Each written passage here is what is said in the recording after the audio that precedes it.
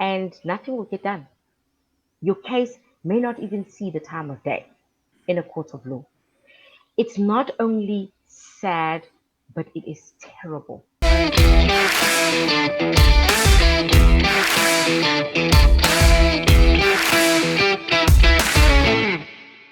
Please go check out rebelstoreZA.com. Their winter range is now available.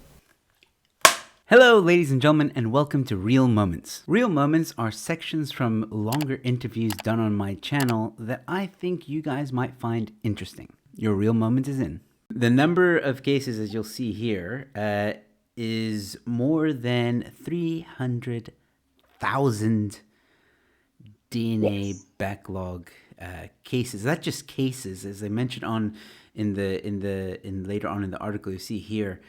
This means there are more than 1.2 million pieces of evidence waiting to be analyzed, and I think there's a growing concern as well because some of these DNA cases may expire, and not just that. What's really outrageous about this is we're not just talking.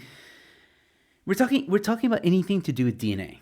Okay, anything where a perpetrator has left, whether it be saliva, whether it be blood, whatever the case, and we're talking about murder, we're talking about sexual assault, we're talking about all these things, robberies, and 300,000 cases at the moment in backlog.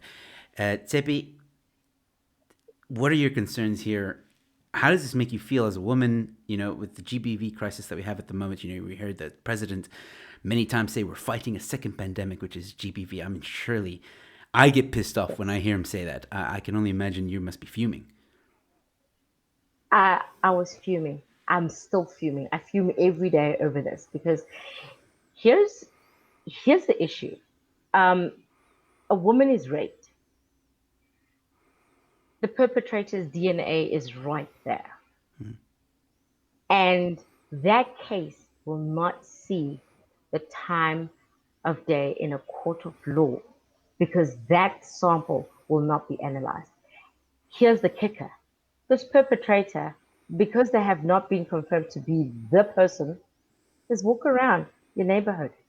How many times in the 3 years it will take SAPS to actually have that analyzed? How many times are you going to be attacked?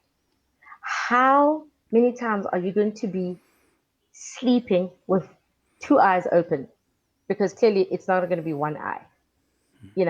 How are you supposed to live in those circumstances? GBV is a pandemic on its own. And with the DNA backlog, I call it the third pandemic. You get robbed, you get whatever in your home. DNA is right there, and nothing will get done. Your case may not even see the time of day in a court of law. It's not only sad, but it is terrible. While I have you here, why don't you please go down in the description below and check out Support My Channel, where you can support me for as little as 40 Rand a month, and also you get some perks, but you gotta use the Quicket link to get access to these perks. Again, links in the description below, and don't forget, subscribing is always free. And people should understand the impact of what this means. This means people will not see a jail cell. This means perpetrators will run these streets every day. It creates an even worse fear within the minds of South Africans. It's terrible what we are being subjected to in this country with regards to SAPS. It makes it worse that you have 411 people to one police officer. One. What is this? I don't understand why the minister and his team cannot see the damage they're doing to the people of this country. People will continue to live in fear. People will continue to be dying. I think to some extent that's what ANC wants. I mean, what angers me even more, Tshepi, is, recently Cyril, did a cabinet reshuffle. And if there's anyone that was meant to be on that chopping block, it was Bekele himself. And Oh, the yes. fact that Cyril didn't say, hey, but sorry, you got to go, you've been failing, not just ANC, but also the citizens of South Africa, especially the citizens of South Africa, and especially the women. Um, and he wasn't fired. I mean, For me, that says the president doesn't care. He talks absolutely. about the second pandemic. He doesn't care because the very person who is meant to be upholding uh, the law of the land is not even in the best possible way to do so, and he's not removed, you know? Mm, And you still want us to be subjected to what, Mr. President? What?